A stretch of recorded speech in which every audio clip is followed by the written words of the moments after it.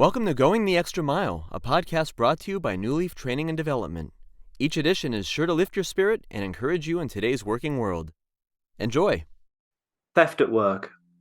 It was our son Henry's birthday last week, and now that he lives exactly 2,792 miles away in New York City, we thought it would be nice to mail him a box of items we knew he would love. Problem was, someone else in his apartment block got to our care box first, ripped it open and stole all of the contents with the exception of a packet of hobnobs. You're probably thinking right now, what are hobnobs? Which is exactly what I think the box basher must have thought, and so he decided to leave them. They're actually delicious biscuits, cookies from Henry's country of birth, England. It's days like this that bring into question the hope for humanity. What would cause someone to steal a neighbour's delivery? Isn't there a commandment written somewhere on the human heart about not stealing? Call me a Pollyanna, but I was shocked to read that according to Zapier.com, 75% of employees have stolen from their employer at least once. Their 2021 report claims that employee theft costs US employers just over $60 billion, and that on average, 5% of revenue is lost due to employee theft. On the other side of the economic coin, employers are not at all angelic. According to Golan Law's report in April this year, employers steal an average of $15 billion under what's called wage theft. There are a lot of different ways for wage theft to happen.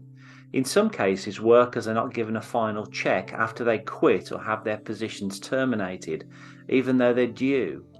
In other cases, workers are just paid their standard rates instead of being paid time and a half for working overtime. In other cases, employers may take tips that were supposed to go directly to the employees.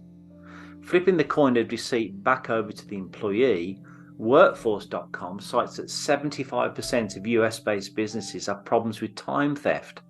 How does someone steal time? Well, the obvious ones would be coming in late and leaving early. What about dragging your feet on an assignment?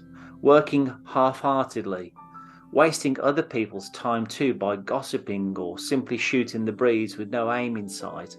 These are all ways of watching one hand of the clock go round while the other hand puts unearned money in your pocket. Sadly, it seems stealing at work can take many forms. Someone can choose to steal materials, money, time, productivity, and joy from their employer, co-workers, customers, and suppliers.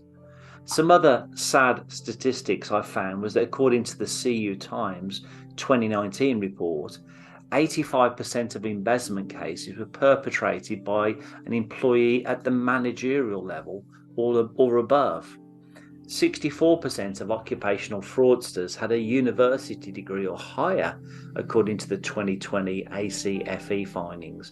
And within the same study, it seems that males are worst offenders, 72%, compared to females, 28%. In conclusion, watch out for those highly educated managerial males, I'd say.